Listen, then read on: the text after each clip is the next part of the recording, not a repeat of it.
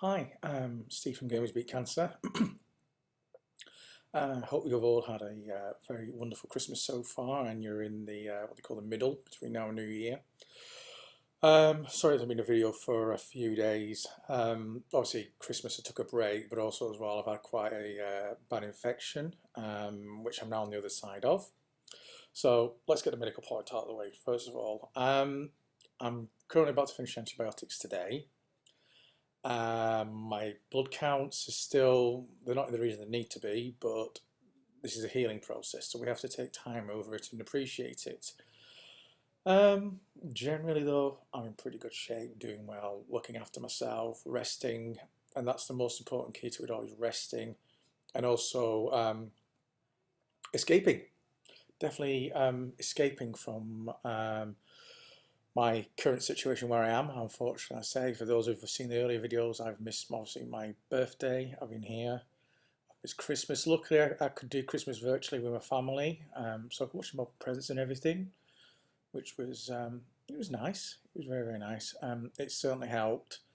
But I would say that a lot of my recovery at the moment has been through gaming. So back from time to what have I just been playing recently? Well, I just started Until Dawn. I'm about 3 chapters in and really enjoying it, and it's really, really good. The usual suspects, an hour a day or so on Animal Crossing. Trying to finish off some of the games like obviously Spider-Man. I'm hopefully going to do a bit more of a driving game, Drive Club. That's on the PS4. Staying in touch with the board members of Gamers Beat Cancer, obviously, because things still move forward.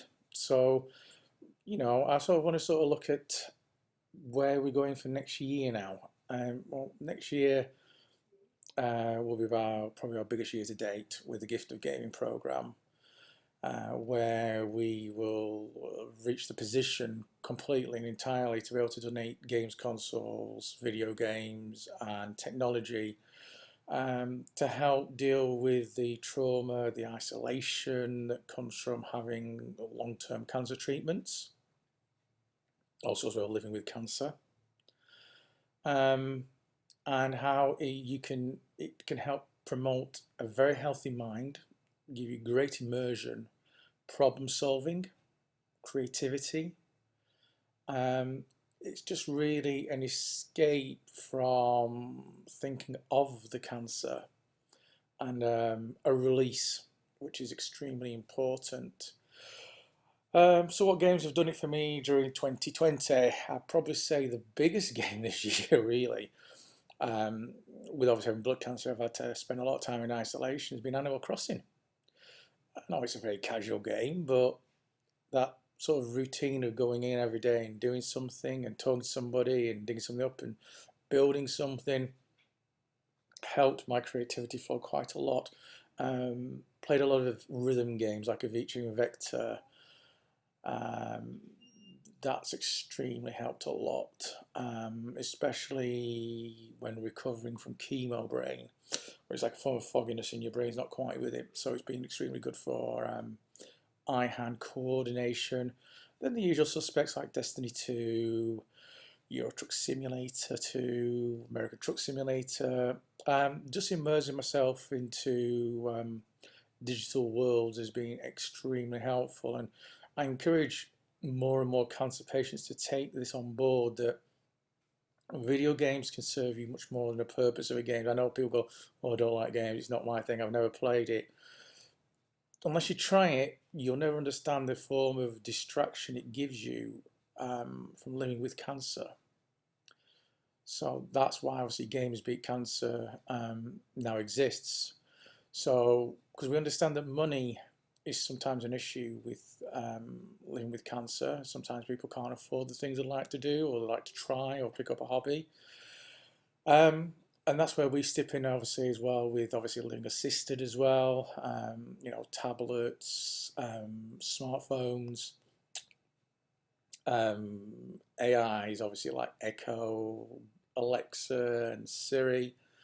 To help remind them of their appointments, remind them to take the medication. It becomes a communication device. And I think the key to helping patients beat cancer, at least, or give them a good fighting chance, is the connectivity is so important, and how we can create this ecosystem that can help assist us with what we take for granted every day. And I think that's very, very important. It needs to be taken on board that what we're doing, we're using an ecosystem that was designed for entertainment primarily and amusement, and we're applying it to the mental health of cancer patients, because mental health is it is a big problem in the cancer community. Um, do we talk about it enough? I don't think we do. We really need to get on top of this now and start saying that mental health in cancer patients is extremely important, because of the trauma that the trauma that we suffer. You ask what trauma?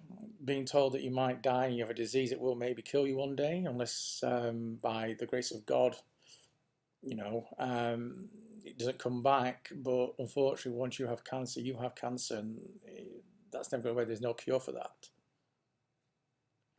So I think it's important that now, 2020 being such a bad year for all of us with COVID and treatments being stopped, that we really sort of start to change our attitudes and our opinions and our views of how we look at the world, and how we can connect that world better, utilizing tools obviously of connectivity, and that is through gaming and smart appliances as well. And it's just really, I think it's a vision for the future.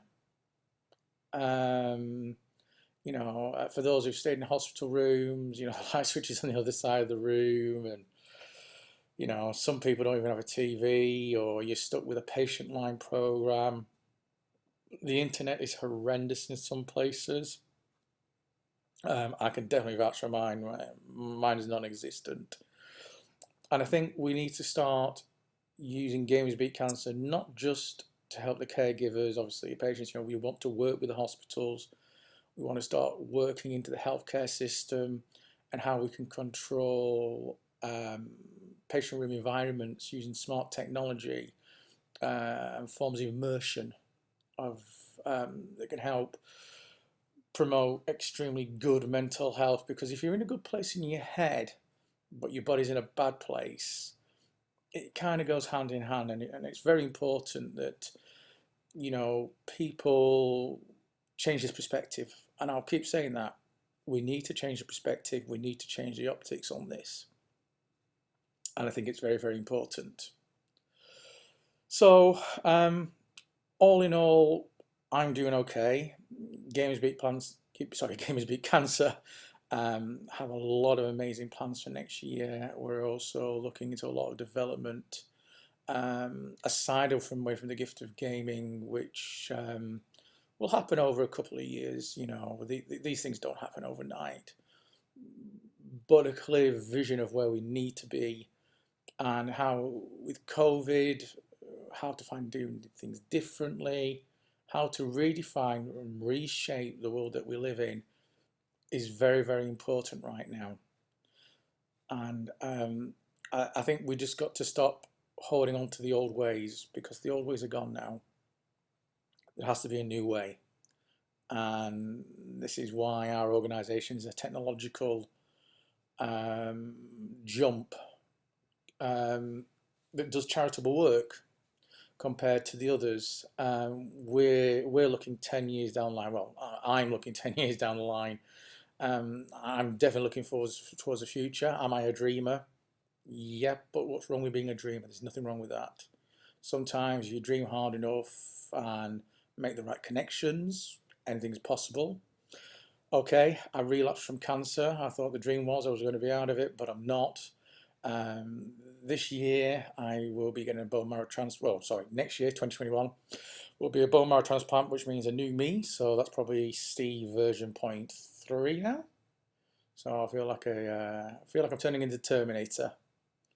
But the main thing is, though, is that Games Beat Cancer has also not just helped others, it's also helped me. It's given me a reason to keep going, to keep fighting for what is right, and trying to be the best advocate for a new wave of cancer patients that need to, that want to or need to learn how to embrace technology and all the amazing things that it can do.